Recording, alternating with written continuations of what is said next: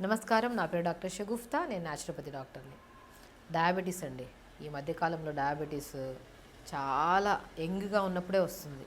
ఎందుకంటే డయాబెటీస్ అనే ఒక ఏజ్ వచ్చిన తర్వాత ఏజ్ ఫ్యాక్టర్ని బట్టి, మనకి కంపల్సరీ హెరిడిటీని బట్టి, లైఫ్ స్టైల్ని బట్టి ఖచ్చితంగా ఒక ఏజ్ దాటిన తర్వాత డయాబెటిక్ అనేది మనం కామన్గా చూస్తుంటాం. కానీ ఈ మధ్య కాలంలో 30 to 40 ఇయర్స్ వాళ్ళలోనే 50 to 60% డయాబెటిక్, ప్రీ డయాబెటిక్ అని, డయాబెటిక్ లెవెల్స్ హై అయిపోతున్నాయని చెప్పేసి వస్తుంటారు.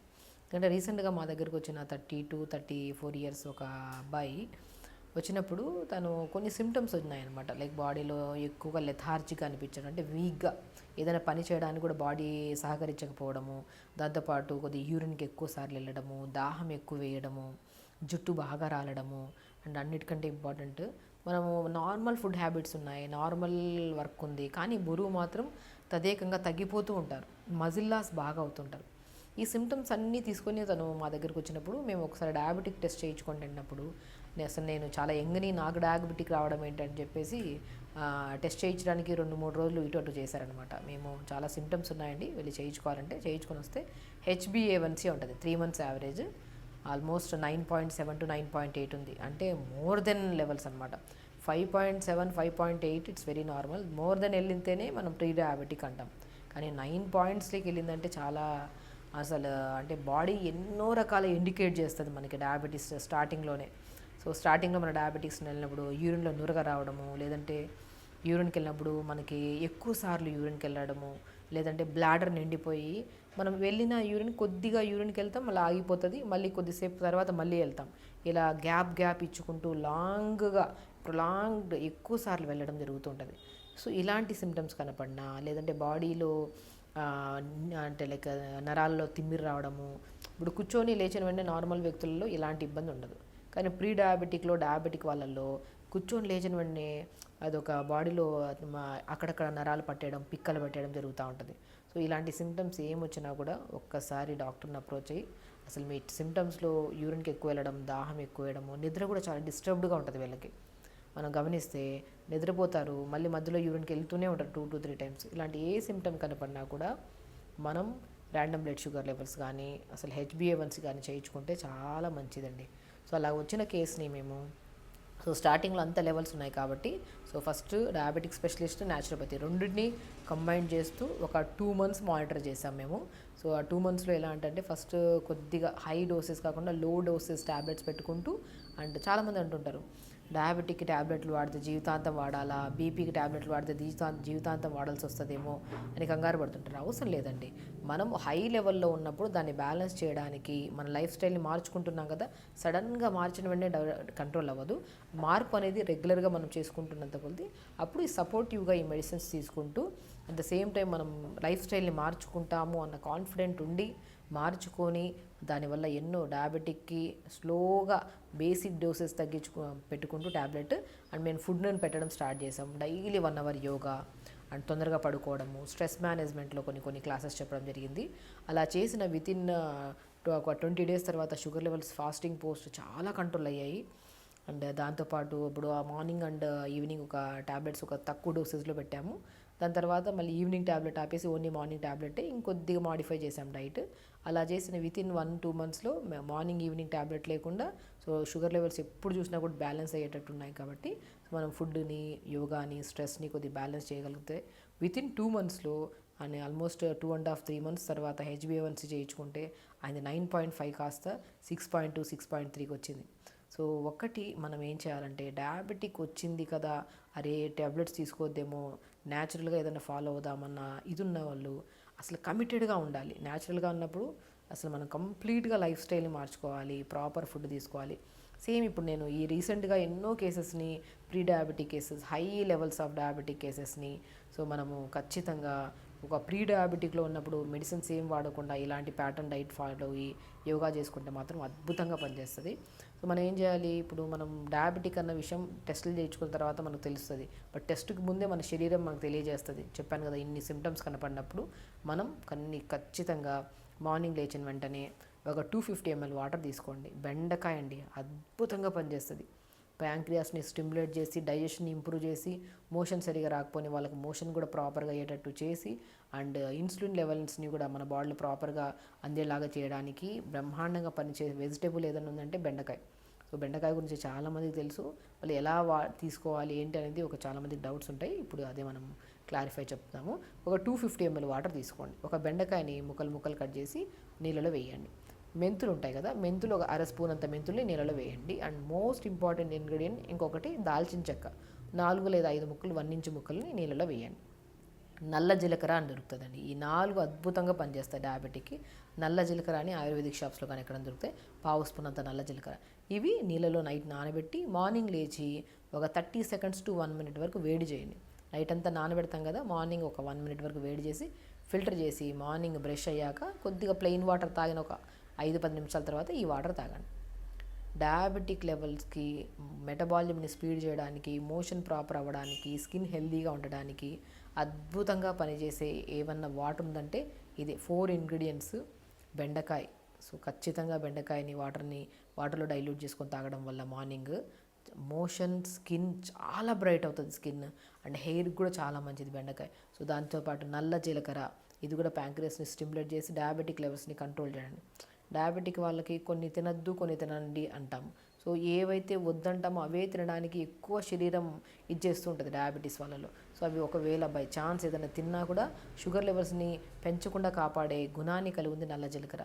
సో నల్ల జీలకర్ర పావు స్పూను, దాంతోపాటు దాల్చిన చెక్క ముక్కలు 1 ఇంచు ముక్కలు 2 లేదా 3 ముక్కలు, మెంతులు పావు స్పూన్.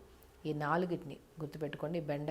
ఒక బెండకాయ ముక్కలు కట్ చేసి నీళ్ళలో వేయాలి, పావు స్పూన్ అంత మెంతులు, దాల్చిన చెక్క ముక్కలు 1 ఇంచు 2 to 3 పీసెస్, నల్ల జీలకర్ర పావు స్పూన్. ఇవి ఒక 250 ml మనం తాగే గ్లాస్ ఉంటుంది కదా, ఆ వాటర్లో ఇవన్నీ నానబెట్టి మార్నింగ్ లేచాక 1 minute మరిగించి ఇవన్నీ ఫిల్టర్ చేసి మంచిగా మార్నింగ్ తాగారనుకోండి, మనం త్రూఅవుట్ ద డే ఏదైనా బై ఛాన్స్ ఏదైనా ఫ్రూట్ తినకుండా ఉండాల్సింది తినేసాము, అలాంటప్పుడు షుగర్ అనేది పెరగకుండా మనకు బ్యాలెన్స్ చేయడానికి ఈ వాటర్ బాగా కాపాడుతుంది.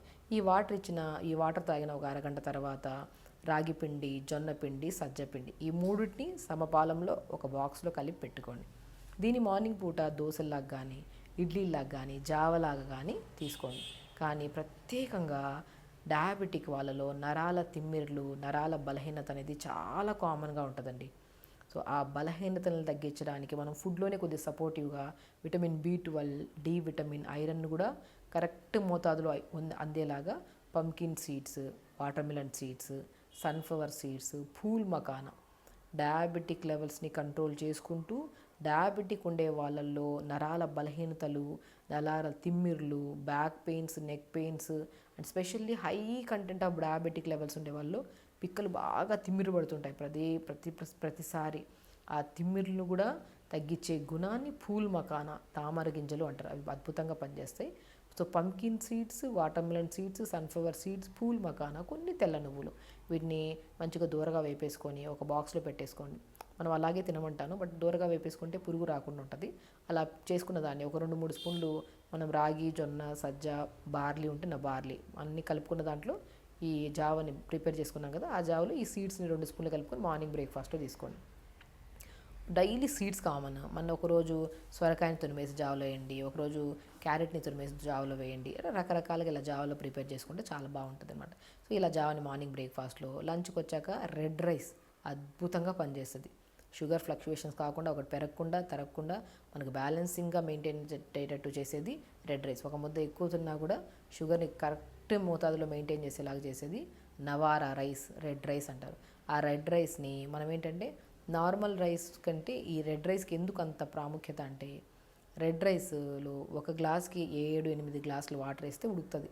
అంత ఇదిగా ఉంటుంది. వాటర్ అబ్జార్ప్షన్ కెపాసిటీ ఎక్కువ ఉంటుంది అండ్ డైజెషన్కి మంచిది, ఫైబర్ కంటెంట్ ఎక్కువ ఉంటుంది. కాబట్టి డయాబెటిక్ని కూడా కంట్రోల్ చేయడానికి చాలా యూజ్ అవుతుంది అనమాట. సో ఇలా రెడ్ రైస్ని మనం ఎక్కువ వెజిటబుల్ కర్రీతో, తక్కువ రైస్ ఎక్కువ కర్రీ, దాంతోపాటు ఆకుకూర ఫ్రై, ఇలా లంచ్ ప్లాన్ చేసుకోండి.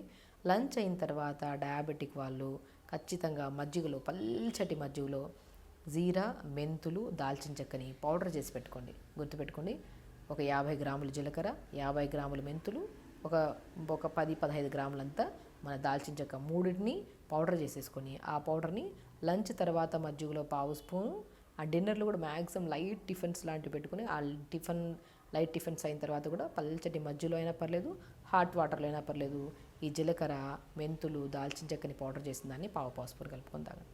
చెప్తున్నాను కానీ ప్రతి ఒక్కరు మా దగ్గరికి వచ్చిన వాళ్ళలో హై లెవెల్స్ ఉన్నాయి, సో బ్యాలెన్స్డ్గా ఉండట్లేదు. ప్రీ డయాబెటిక్ ఉండే వాళ్ళకు కూడా ఇదే మోతాదులో మనం ప్రాపర్ డైట్ పెట్టి అండ్ ఖచ్చితంగా ఎవ్రీ వీక్ మానిటర్ చేయండి.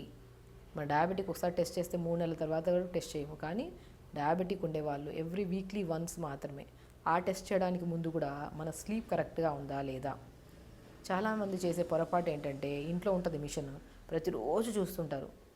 సో అలా చేయాల్సిన అవసరం లేదు. మనము ఎప్పుడు డయాబెటిక్ టెస్ట్ చేస్తాం. చాలామంది ఏం చేస్తారంటే ఏదైనా ఫంక్షన్లకు వెళ్ళి లేదంటే నైట్ బాగా తినేసి అలా లేట్గా పడుకోవడం వల్ల ఆ టైంలో టెస్ట్ చేస్తే ఖచ్చితంగా హై ఉంటుంది లెవెల్స్.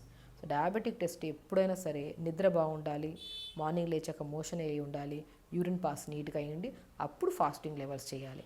ఫాస్టింగ్ చేసిన తర్వాత పోస్ట్ కూడా తిన్న 2.5 అవర్ తర్వాత పోస్ట్ చేయాలి. ఈ లెవెల్స్ని బట్టి మన షుగర్ లెవెల్స్ ఎలా ఉన్నాయో మనం కన్సిడర్ చేస్తాం.